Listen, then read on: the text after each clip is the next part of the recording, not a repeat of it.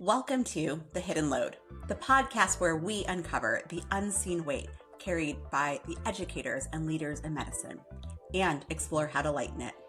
I am Dr. Santina or Tina Wheat. I am a family physician, an educator, a leader, and a coach. Each week, we will dig into the challenges that often go unspoken, from burnout and boundaries to purpose and identity to figuring out sustainability, and share practical tools to help you move from chaos to calm and from burnout to balance. Because the hidden load does not have to be yours to carry alone, and in fact, shouldn't be. Let's get started. I know firsthand what it is like to give and give until there is absolutely nothing else. And I want to welcome you to episode 1, Common Yes, Normal No. And in this episode, we are going to start with something that is just foundational. In medicine, especially for those of us who teach, who lead, and who mentor, there are so many different things that we carry every single day that we feel are normal because they are just everywhere. We see that everyone around us is tired. We see that everyone around us is stretched thin. And we notice that everyone feels that they are pulled in a dozen different directions all at once. So that must be normal, right? Absolutely not. Because here is the truth. Just because something is common, that does not mean that it's normal. And in fact, if we keep treating these heavy and hidden loads as just the way things are in medicine, we will not only burn ourselves out, but we will also model burnout for our learners and our children, teaching the next generation that burnout is the default. Okay, so let's take a step back and unpack that all together. And let's begin with naming what is really happening. And that is naming the hidden load. And so I want to start by sharing a story with you. And unfortunately, this was something that happened all too often. A few years ago, I remember sitting in my bedroom late at night. I would sit with my laptop open, sitting in bed, with my inbox overflowing with emails. The house was finally quiet, and I thought, well, I'll just answer a few more emails before bed. And as my kids like to tell me now, I locked in. And a few emails turned into 40 before I knew it. And by the time I closed my laptop, it was well past midnight.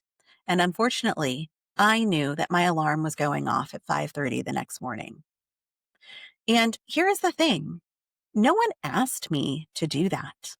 No one told me that it was the right answer to sacrifice my sleep to ensure that I answered emails. But somewhere along the way, I had absorbed the message that this is just how medicine is.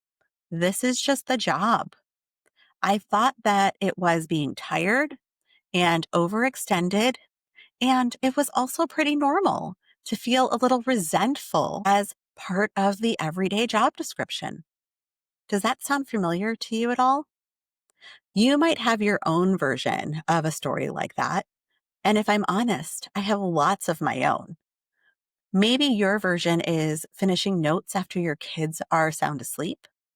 Maybe your version is writing your lectures on a Saturday night instead of going out with friends. Maybe it's staying late to comfort a learner who is struggling, even though you know that you already missed dinner with your family.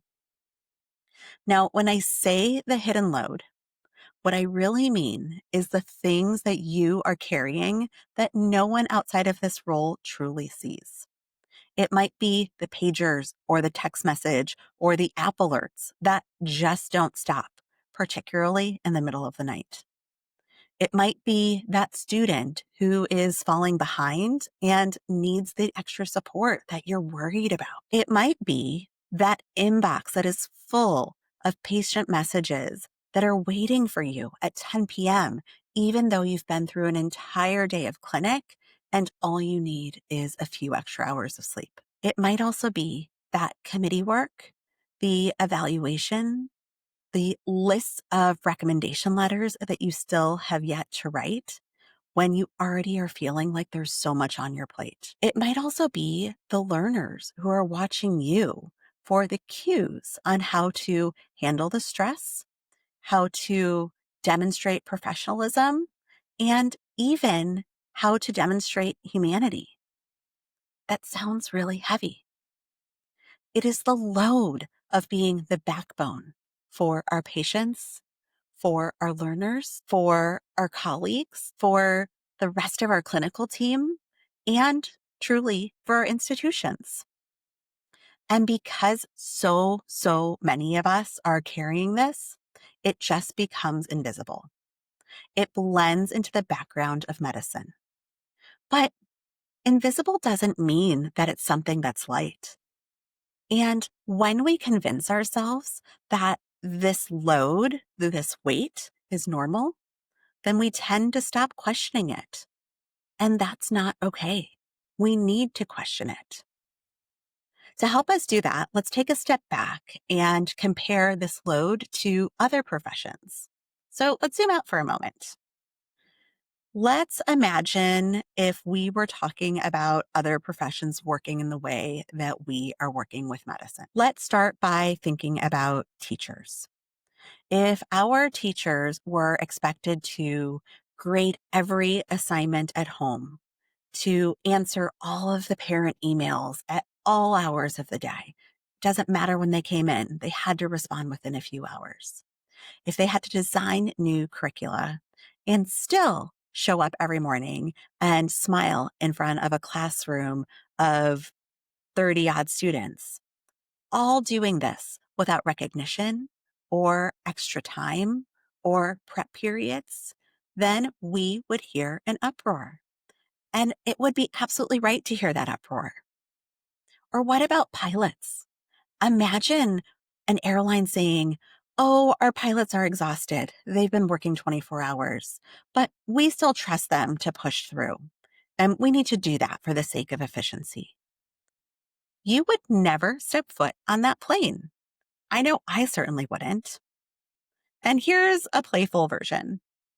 What if your favorite coffee shop told their baristas that when they were all done with work, oh, by the way, you need to go home after your shift and practice making lattes for the next 2 hours? They would just laugh and hand off their aprons before the sentence could even be said. These all seem ridiculous. Yet in medicine, we not only tolerate this hidden load, we also normalize it. I'm guilty of that myself. We say things like, "Oh, that's just residency," or "That's what it takes to get promoted."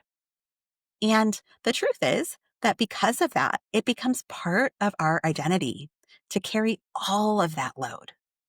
But let me be clear, it does not have to be that way. And you might be saying, "Oh, well, medicine is a calling. We can't treat it just like a job." And I'm going to be honest with you. I'm the first person to say that.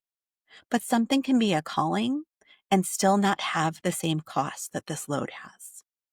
So let's talk about that cost of carrying this hidden load. Because this cost, it's not just about feeling tired. This cost shows up in your body. Sometimes it shows up as you waking up already exhausted. Or maybe it shows up as that feeling of your heart sinking in your chest when that app or your pager or your text messages go off. Or maybe it's showing up as that knot of tension that you're holding in your shoulders or your stomach that never quite goes away. I will never forget the time that I went to go get a massage and the masseuse was like, "Why are you holding all of this in your shoulders?" And at the time, that was probably the worst of my burnout. The cost also shows up in your relationships. It might be missing bedtime stories with your kids. It might be missing those recitals or plays. It also might be showing up late yet again to a friend's birthday dinner, if you even have the energy to make it at all. And then the cost might also be feeling like your partner gets that leftover version of you. I'm sure that many of you have had that sentiment where you feel like you're showing up as your best for everyone else. And then when you get home, it's just the extra version. In addition to how it shows up at home, the cost shows up in your career. That creeping cynicism when you stop feeling connected to the work that you once loved. You're no longer feeling that hope and that joy and that passion. You might be wondering if you even want to keep doing this. And to be honest, that's why I got into coaching myself. I saw so many people leaving the profession that I thought there had to be a better way. You might be watching your colleagues quietly stepping away from medicine altogether, not because they weren't good at it. Some of the best doctors I've ever seen have stepped away, but they step away because the system was asking too much and they didn't know how to break that cycle. And then the hardest part, well, there's the guilt. Even when you're doing absolutely everything you can, there might be this little voice in your head, and it might be whispering to you, you should be doing just a little bit more. You need to be showing up even more. But I'm here to tell you that that voice is wrong. And part of what I want to do with this podcast is to help you recognize what is wrong, to change that voice and challenge it, and to replace it with something that is healthier. Now, we rarely name these costs out loud because it feels like it's a weakness. But if we don't name these costs, then what we are doing is normalizing them. And I really want you to hear this clearly. This is not a weakness. This is what happens when our systems depend on people overextending themselves as the default setting. So now that we've talked about what the problem is and what the cost is, what do we do about it? How do we shift from common to normal? And so I want to share three small but powerful tools that I use with coaching clients and also with myself to begin shifting the mindset from I'm going to do what's common to I'm going to want to do what is actually normal. So the first thing that I want you to do is to name it in the moment. When you feel yourself absorbing something extra, that might be another committee, that might be another late night email, or it might be caring for another learner in crisis. I want you to pause and say, this is common, but it is not normal. Even that tiny reframe can help your brain separate what you are responsible for from what the system is offloading on you. It also helps you separate when you are going above and beyond. Okay. The second strategy is to ask yourself, at what cost? Now, before you automatically say yes to that additional request, I want you to ask yourself, if I take this on, what is the cost? At what cost am I taking to my health, to my family, to my energy, or to my learners?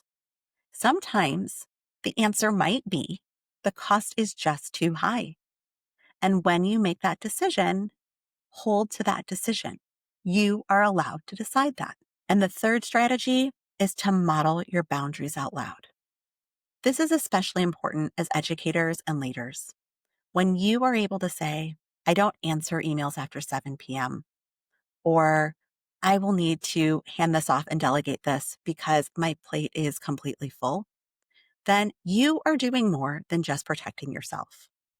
You are teaching your learners and also your peers that don't know how to do it yet that self-preservation and sustainability are incredibly important parts of professionalism. And I really believe that that is a legacy that is worth leaving. And now here is something that I would like to leave you with today.